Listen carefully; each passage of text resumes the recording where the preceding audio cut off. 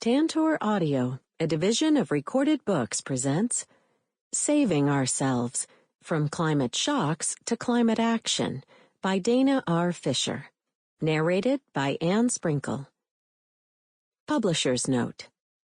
In this audio edition, you will hear references to figures present in the print and e-book formats of the book. Chapter 1. No one else is going to save us. Understanding the social side of the climate crisis.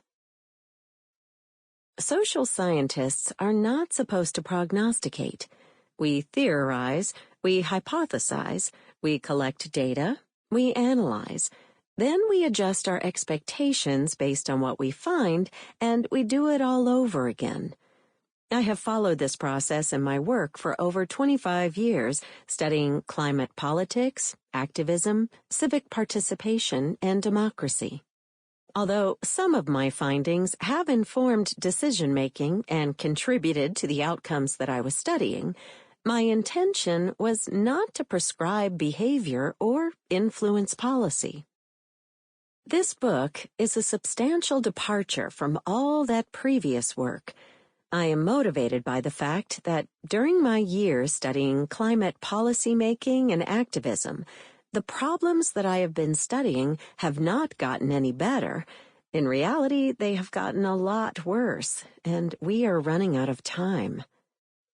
In this book, I synthesize various types of data that I have collected and analyzed over my career to provide evidence about how society is responding to and exacerbating the climate crisis.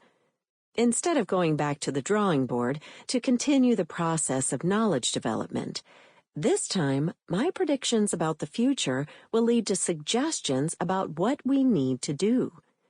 My hope is that this book will play a role in preparing us all for what is coming and help to minimize the human suffering that will be a likely side effect.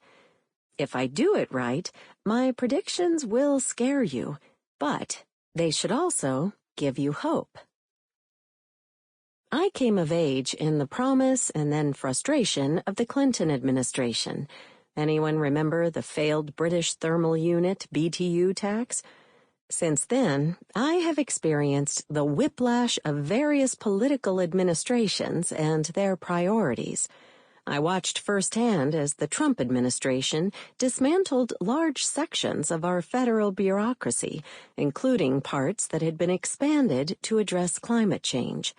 I have seen how elected officials and political offices shift their positions in response to the outcomes of elections, terrorist attacks, economic downturns, energy prices, and war.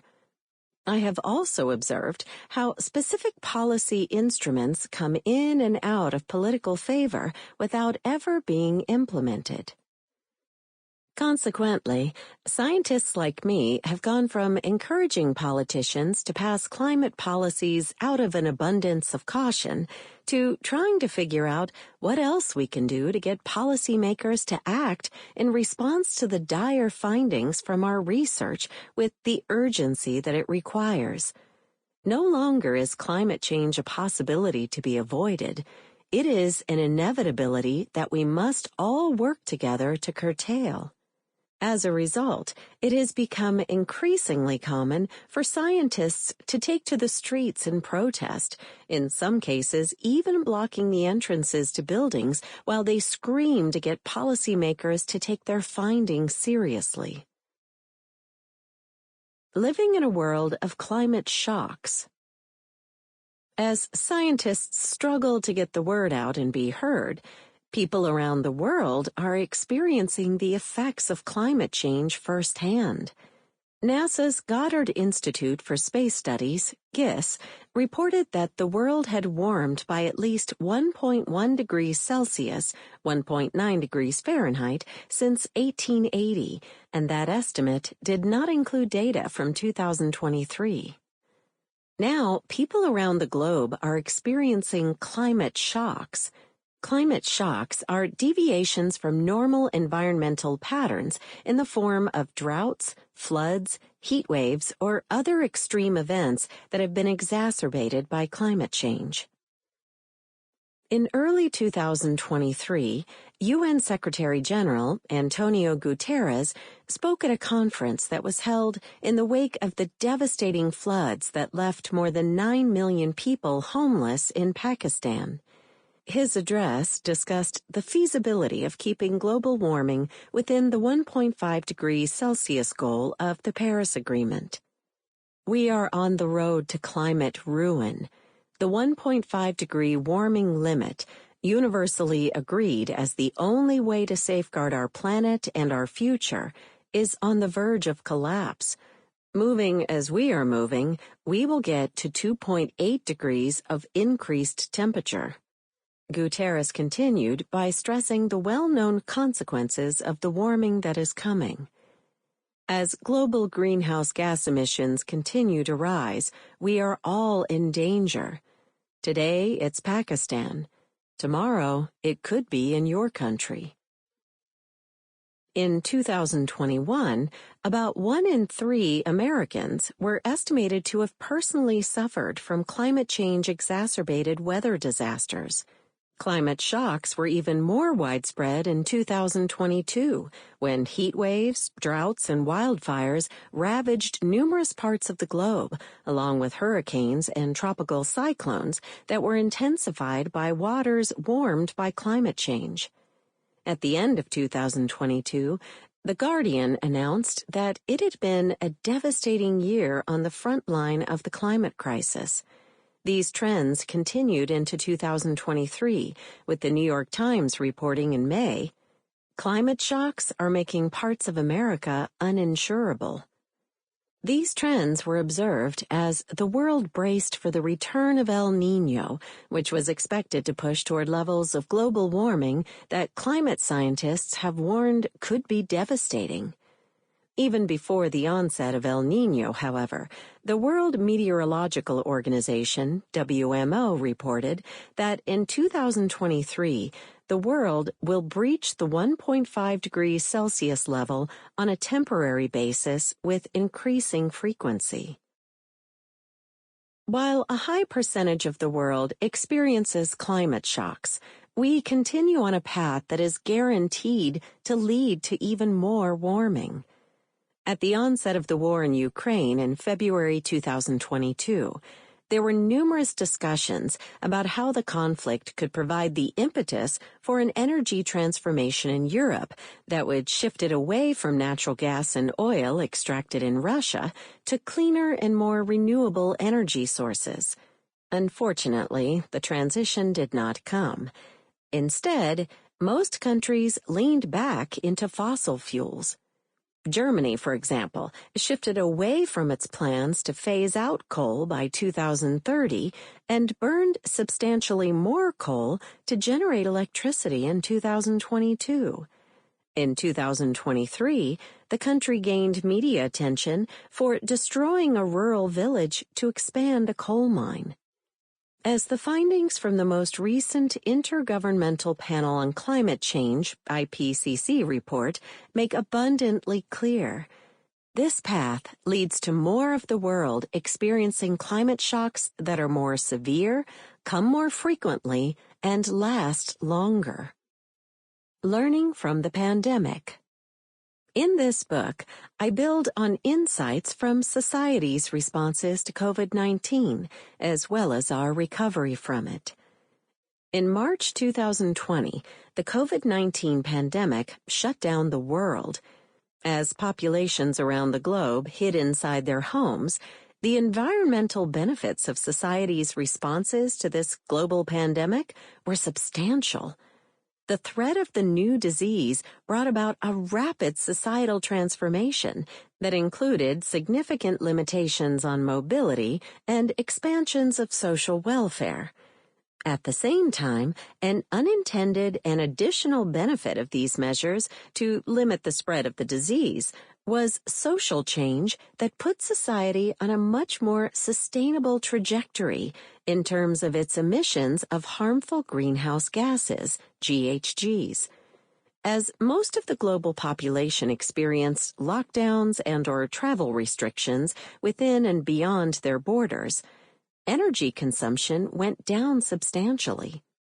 Global, national, and local responses to the pandemic were in stark contrast to the slow and ineffective ways that the world has responded to the climate crisis. As youth climate activist Greta Thunberg shrewdly observed early in the pandemic, the coronavirus is a terrible event, but it also shows one thing, that once we are in a crisis, we can act to do something quickly, act fast. We can act fast and change our habits and treat a crisis like a crisis. Examining social responses to the COVID-19 pandemic can help us understand what it will take to get to meaningful climate action. In this book, I apply the framework of the anthro shift to assess how transformational social change is most likely to emerge and consider what is the most reasonable pathway out of the climate crisis. The anthro shift and COVID-19.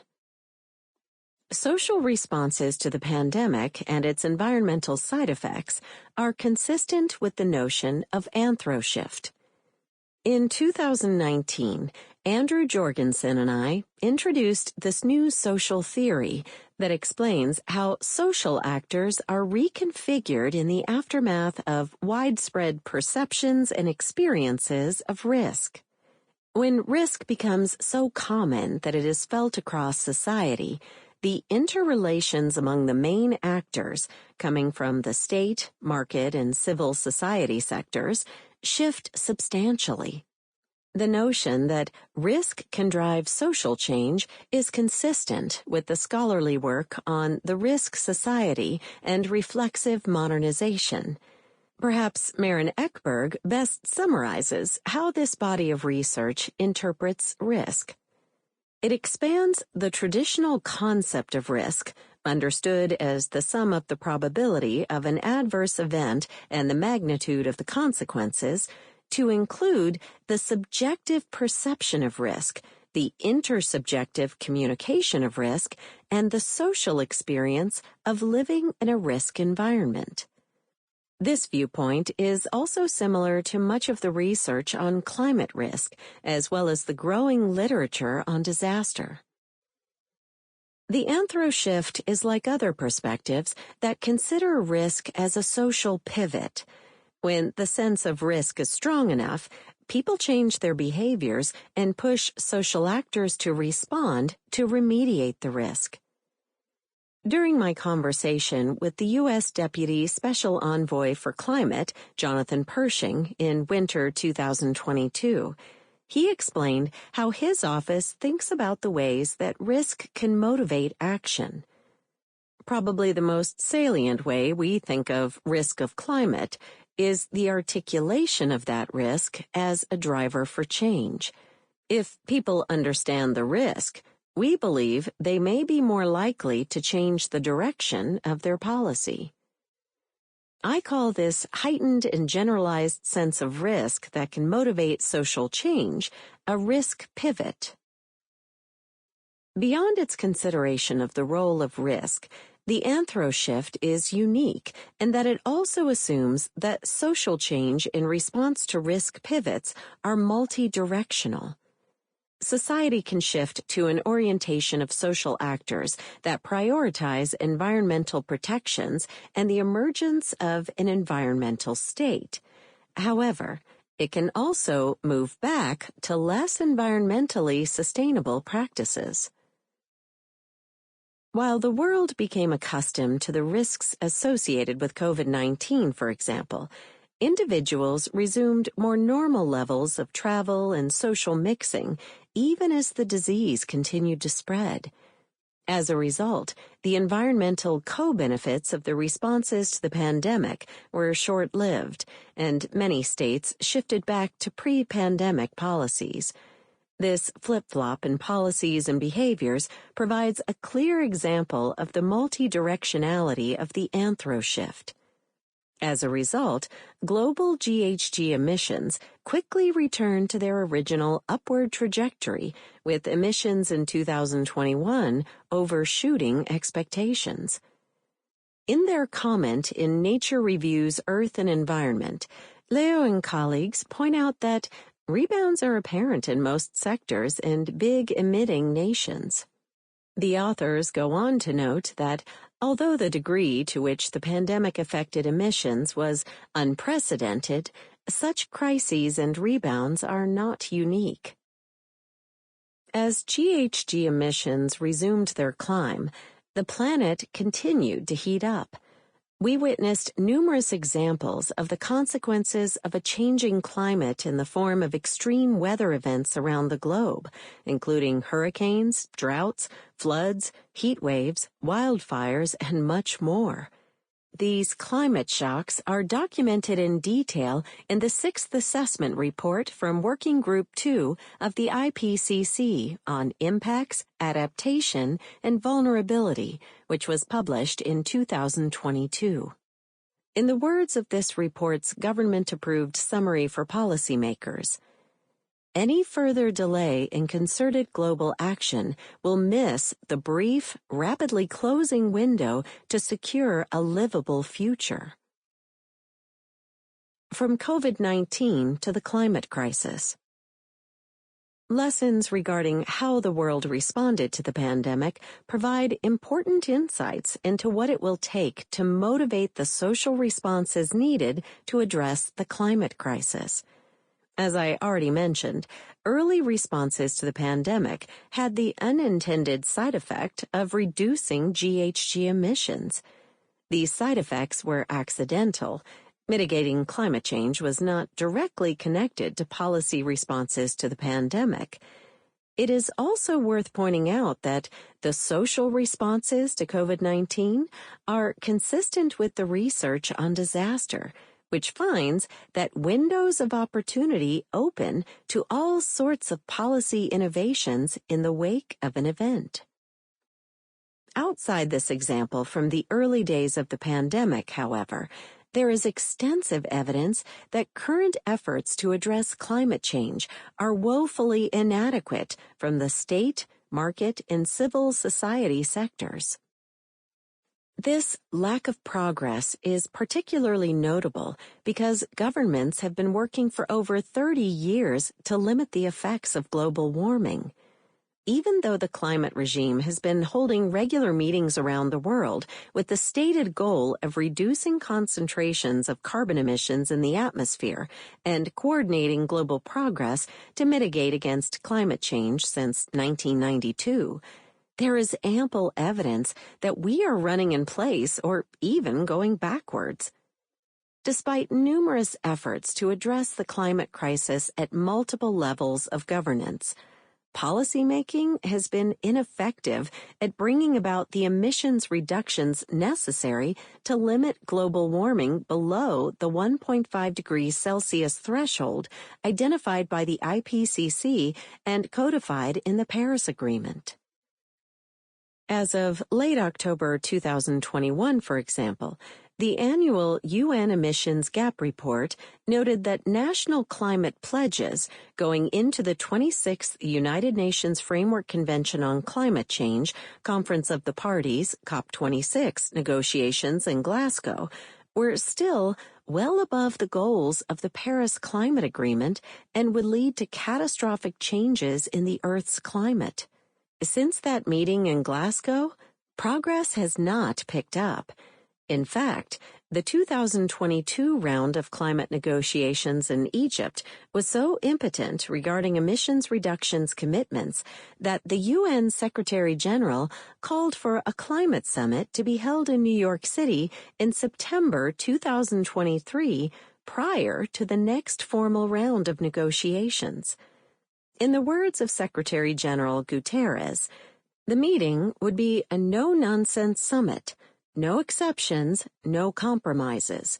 There would be no room for backsliders, greenwashers, blame shifters, or repackaging of announcements of previous years.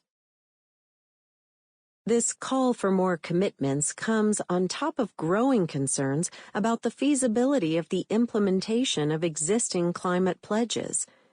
The UN Secretary-General discussed this issue on the occasion of the release of the Sixth Assessment Report from IPCC Working Group 3 on Mitigation in April 2022. In his words, the report documents a litany of broken climate promises by governments and businesses. In short, even when countries do commit to climate goals, they are not following through on these commitments. While countries vary substantially regarding their institutional makeup, these broken promises are apparent in most nations where adequate climate action continues to be out of reach. In the United States, for example, the country is expected to overshoot its original climate commitments set by President Barack Obama at the COP21 round of the climate negotiations in Paris in 2015. These targets were classified as insufficient by the independent scientific team at Climate Action Tracker to keep global warming below 3 degrees Celsius. In 2021, the Biden administration submitted an updated commitment prior to the COP26 round of negotiations that increases the country's pledge and gets the United States closer to achieving the emissions reductions goals of the Paris Agreement. Finally, after years of failed attempts to pass the climate legislation through the U.S. Congress and months of stops and starts, the Inflation Reduction Act, which aims to address climate change along with other issues, passed and was signed into law in August 2022. Although the United States having a federal climate policy that was approved by both the Congress and the President after so long is cause for celebration, this bill only made it to President Biden's desk for signature due to giveaways to the fossil fuel industry that were brokered by West Virginia Senator Joe Manchin. And even with this new policy, the country is still not on a path to fulfill its climate commitments that would stabilize global warming at the 1.5 degrees threshold set by the Paris Agreement. Outside the United States, it's not much better. Although many other developed countries have filed nationally determined contributions, NDCs, that indicate plans to reduce their emissions in line with the IPCC's targets, the implementation of policies that achieve these intended goals are few and far between. Since the war in Ukraine began in February of 2022, many countries have found meeting their climate goals even more challenging. While country responses have been insufficient, business efforts have been bipolar. In contrast to the swift and effective global response to ozone depletion, where a technological fix was discovered and companies encouraged governments to implement it, the climate crisis has no silver bullet.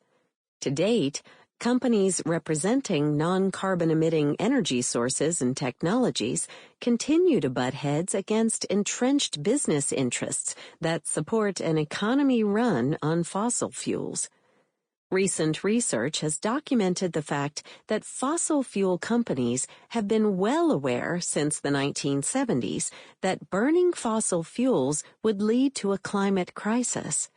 Instead of acting on that information to limit the risk of a crisis, companies buried their findings and misled the public so they could continue to expand their businesses. At the same time that fossil fuel expansion continues, many companies and governments are investing heavily in the development of technology that will either remove carbon from the atmosphere or reduce solar absorption through geoengineering. Fossil fuel companies are taking advantage of government funding in the United States and abroad to develop direct air capture and carbon capture and storage.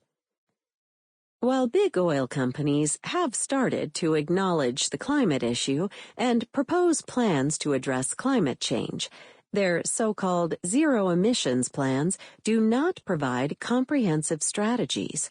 Specifically, these plans intentionally omit reductions in what they call Scope 3 emissions, derived from the actual burning of the natural resources that they are extracting and selling.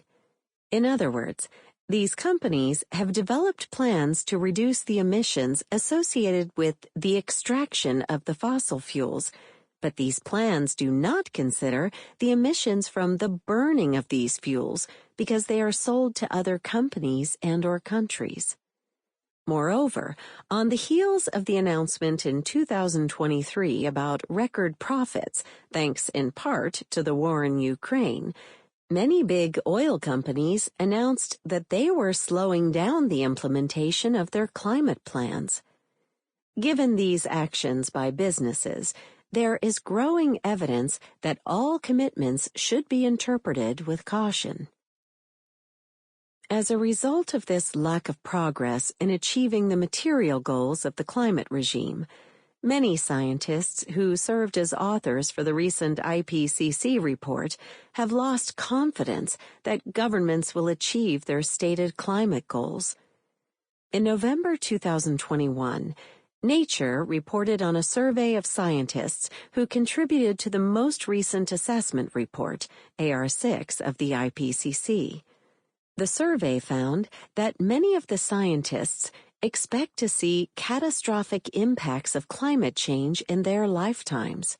Scientists around the world are reportedly coming to terms with the fact that the world will almost definitely miss its opportunity to meet the Paris Climate Agreement and cap global warming at 1.5 degrees. With the lack of meaningful progress to reduce emissions from the state and market sectors over the past few decades, there has been growing pressure from civil society, which includes a range of non-state actors such as non-governmental organizations, NGOs, unions, social movements, individual activists, and even scientists. Climate activism has thus become more common in recent years and has employed an expanding range of tactics that aim to raise awareness of the climate issue and motivate climate action. In September 2019, for example, an estimated 7.6 million people participated in the Global Week for Future Actions around the world that were scheduled to coincide with the UN Climate Action Summit. As the world continues to heat up and policies remain insufficient, a radical flank has grown within the climate movement that is pushing for more confrontational activism. In the lead up to the COP27 round of the climate negotiations in 2022, for example, confrontational civil disobedience became much more common. During that fall, activists blocked streets, stormed football fields, superglued themselves to various places, and threw food on artwork in museums in various countries. As I write, even more days of action and protest are being announced by groups around the world. To date, however, the effects of climate activism on economic and political actors' behaviors are murky, and even less is known about the actual climate effects of these efforts in terms of how they could bring about emissions reductions. Although climate activism holds promise to pressure state and market actors to respond meaningfully to the climate crisis, we still don't know what sorts of climate activism at what scale are the most effective at leading to reductions in GHG emissions. The research that does analyze how civic action affects carbon emissions and concentrations faces numerous methodological challenges, as the data on the activism, as well as on the connections between the activism and its effects on greenhouse gas emissions, are both limited. With the world on a path to more frequent and severe climate shocks that will displace populations around the globe, there is no question that we will see more activism and protest. Getting to climate action.